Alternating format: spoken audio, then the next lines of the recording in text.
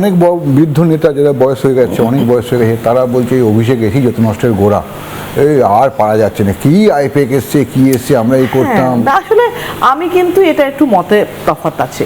কোন ক্ষেত্রে আছে? সিদ্ধান্ত, অভিষেকের সিদ্ধান্তে দল ডুবলো এটা আমি বলছি না, কারণ অভিষেক তো আগেও সিদ্ধান্ত নিয়েছিল, তখন তো দল জয়ী হয়েছিল, তখন তো তাকে ম্যান অফ দ্য ম্যাচ বলা হচ্ছিল। তাহলে এখন ডুবলে তার সিদ্ধান্ত কি করে? ভুল সিদ্ধান্ত তো নিতেই হবে একটা। কিন্তু যেটা হলো, আমার যেটা ধারণা যে অভিষেক আইপ্যাকের উপর এত বেশি ডিপেন্ড করতে শুরু করলো, সেটা ভুল। এবং প্রশান্ত কিশোরের আইপ্যাক আর প্রতীক জৈনের আইপ্যাকের তফাৎ আছে।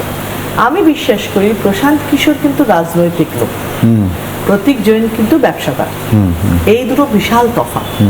এবং এই যে আইপ্যাককে জোর করে সিনিয়র নেতাদের উপর চাপিয়ে দেওয়া, যেটাতে সবার আপত্তি ছিল। এবং আমিও এটাও মানি যে ধরুন আজকে আপনি যদি বলেন যে আমার ছেলে বিদেশ থেকে পড়াশোনা করে এসছে, ধরা যাক ও পলিটিক্যাল সায়েন্স নিয়ে এমএ করে এসছে, ও আমাকে যা জ্ঞান দেবে তা হয়তো আজকের সময়ের কথা বলবে, কিন্তু প্র্যাকটিক্যালি আমি জানবো ওগুলো কিছু হবে না।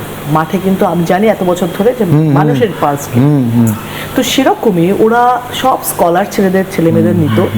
এবং সব থেকে তারা কিন্তু সবাই কলকাতার নয়, তারা কেউ বিহার, কেউ মধ্যপ্রদেশ, কেউ অন্য স্টেটে, যাদের বাংলার সঙ্গে কোনো সম্পর্ক নেই। তারা বই পড়ে পড়ে, গুগল সার্চ করে করে ডিরেকশন দিচ্ছে।